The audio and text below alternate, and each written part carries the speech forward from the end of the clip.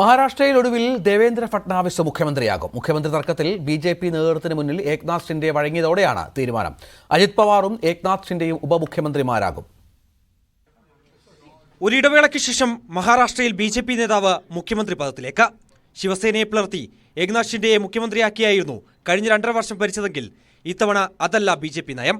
ബീഹാർ മാതൃക മഹാരാഷ്ട്രയിൽ നടപ്പാവില്ലെന്ന ബി.ജെ.പി നിലപാട് മുഖ്യമന്ത്രി സ്ഥാനത്തിൽ വിട്ടുവീഴ്ചയില്ലെന്നതിന്റെ കൃത്യമായ സന്ദേശമായിരുന്നു. ബീഹാറിൽ സാഹചര്യം വ്യത്യസ്തമെന്നതും നിതീഷ് കുമാറിനെ മുഖ്യമന്ത്രിയാക്കുമെന്നത് തെരഞ്ഞെടുപ്പിന് മുൻപുള്ള ധാരണയാണെന്നും ശിവസേന നേതാക്കൾക്ക് മറുപടിയായി ബി.ജെ.പി പ്രതികരിച്ചു. ഒറ്റയ്ക്ക് കേവല ഭൂരിപക്ഷത്തിന് ബി.ജെ.പിക്ക് 13 സീറ്റുകളുടെ കുറവ് മാത്രമാണുള്ളത്. 41 MLA-മാരുള്ള അജിത് പവാറിന്റെ പിന്തുണ നിലപാട് ഘടിപ്പിക്കാൻ ബി.ജെ.പിക്ക് എളുപ്പമായി. മുഖ്യമന്ത്രി സ്ഥാനം ലഭിക്കില്ലെന്ന് ഉറപ്പായതോടെ ഷിൻഡെ ഒടുവിൽ വഴങ്ങി.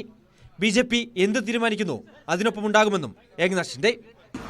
केंद्र सरकार और राज्य सरकार मिलकर बहुत आगे बढ़ेंगे और निश्चित रूप से इस महायुति की सरकार स्थापित होगी।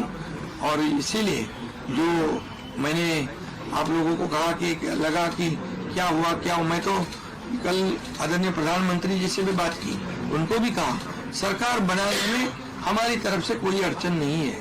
എന്നാൽ മുന്നോട്ട് വെച്ച ആവശ്യങ്ങളിൽ നിന്ന് ഷിൻഡെ പിന്നോട്ടില്ലെന്നാണ് വിവരം. മഹായുതി സഖ്യത്തിന്റെ കൺവീനർ സ്ഥാനം തുടങ്ങി മകൻ ശ്രീകാന്ത് ഷിൻഡെയ്ക്ക് അർഹമായ പരിഗണന നൽകണമെന്നതും ബി.ജെ.പിക്ക് മുന്നിലുണ്ട്. നിലവിൽ കല്യാണിൽ നിന്നുള്ള എം.പിയാണ് Srikanth Shinde.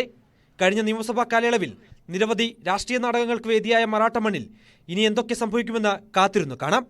National desk, news 18.